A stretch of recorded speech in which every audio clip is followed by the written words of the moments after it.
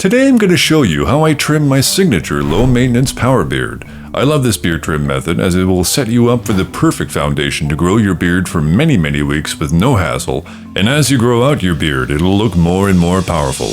Be sure to wash, blow dry, detangle with a wide tooth comb, and before trimming this type of beard aesthetic specifically, I recommend using a heat brush like this Aberlite Go 2 to pull out all of the length of your beard pretty well everywhere to suss out the true length of every individual hair. Now that all the length is pulled out, I typically like to start with quickly cleaning up the front profile line with a precision trimmer or a standard pair of shears with no guard.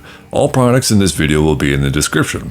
And we're just trying to hit all the hairs that are sticking out of the main bulk of the front profile line so we can make sense of the whole entire shape, which for me is usually quite rounded, but a little pointed sometimes as well. It's up to you. And now, for the most important part of the Kaz Veselka power beard, the angular line that perfectly crests along the ramus and body of the mandible, creating that perfect separation between the jaw and the neck. You can find this line by running a plastic comb all the way down the cheek until you find that separation, but don't go in and trim while the comb is there. Never stretch the hair and then trim it, because it'll always recoil back and you'll realize you've cut off too much.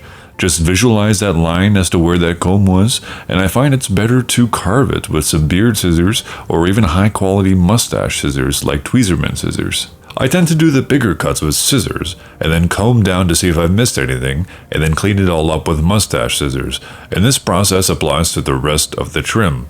Trim, comb down, trim again. And already you can see I've identified where I want to take my neckline in. This whole section is making my beard shelf less defined, as we don't want any section of our neck growth mucking up the effect by showing behind our face growth.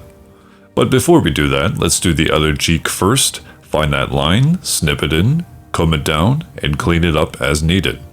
Now let's define the shelf by getting that neckline where it's supposed to be. You'll want to take your trimmer, once again without a guard, and pop a line straight back underneath the bottom of the line we just created with our scissors, while your head is slightly tilted back to remove that neck growth that's messing up the pop off the face look.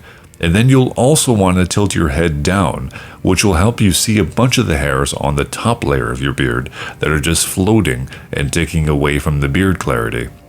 Do the same pop-in maneuver on the other side to remove interfering neck growth, and at this point you can start working your way towards the middle as your new neckline starts to form. Tilt your head back and punch straight lines in from the front of the mask to the back, allowing your neckline you just set on the sides to dictate where you do this. Try to get that neckline to be nice and round with no protruding patches all the way around. And a good strategy here is to comb down, getting the comb all the way down to the skin, which will expose even more under chin growth, continuing to punch those straight lines and with your head tilted back until you can no longer expose more front undergrowth with combing.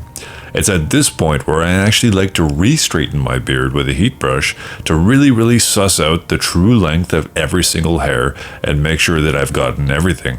I then go back in with my trimmer to clean up the front profile line, trimming the stragglers that are just leaving the main bulk once again, and then do the same all around as well. And if you've done everything right and punched in your straight lines while your head is tilted up from the top to bottom layers all the way around your neckline profile, your beard shelf should be looking pretty good just like this.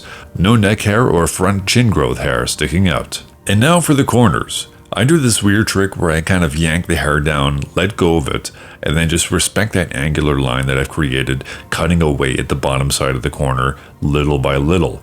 You really want to make sure you don't stretch it and then cut it in this section.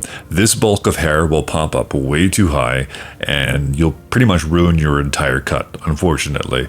Trim away small amounts at a time. Now, you may want to address some sideburn layering for a smoother flow. Comb everything inwards on the sideburn, hold the comb there, and little by little trim back the hairs at the very end, but not too much. Trim a small amount, comb it back down, and assess if you want to take more weight out. Every time you do this, your sideburn area will blend a little more and sit a little lighter, and it's good to keep doing this until there's no crazy long hair sticking out of the comb. And with some of you, you'll be able to find some hair all the way in the far back corners that manifests more like neck growth, and you can suss this hair out like this, take your shears and cut it back little by little. Using a handheld mirror at this point usually helps to see better, but you can also just use the bony protruding corner of your jaw as a guide. Get rid of anything that grows past it. It's mostly neck growth back there. And a lot of you, after repeating this sideburn maneuver and back corner remover on the other side of your face, can actually just clean up your cheekline, neckline, and mustache here and pretty much call it a day. I personally often do at this point. But I wanted to demonstrate how to take some weight out of your cheeks with my method for those that are interested. This will potentially limit the pop off the face effect, but it'll make it way easier to style and it'll grow out with less trouble in the coming weeks. And it's literally the same trick I did before. Comb everything up, hold the comb there, cut back the hair at the end little by little along your comb. I do this twice or 3 times just until everything is trimmed down to its absolute strongest point with no wispy hairs and all the hairs are as straight as an arrow when combed up, and I try to make this combed up line angular up towards the ear in line with our cheek line and jawline. And try to get both sides to be at the same height, density, and angle when combed up. Use your nose, ear, or cheekbone as a reference to do so.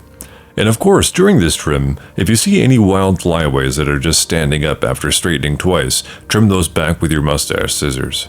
Now I like to clean up the neckline by getting it all the way down to the skin with a nice wet shave with a razor, and this will help us see all of our work more clearly.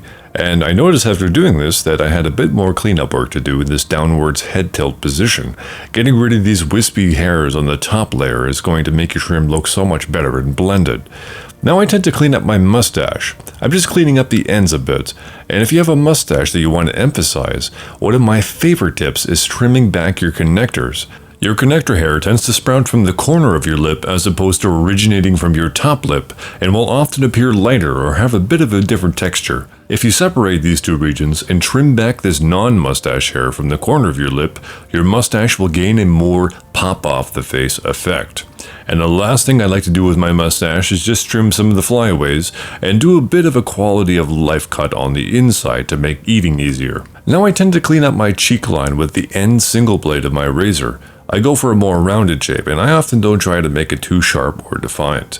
But if you're bald like me, I highly recommend trimming your sideburns to a point, as opposed to keeping them boxy. This works much better for this beard style and really makes it look more dynamic and clean. Now you can do any final cleanups you feel like you need to make, and now you're more or less done.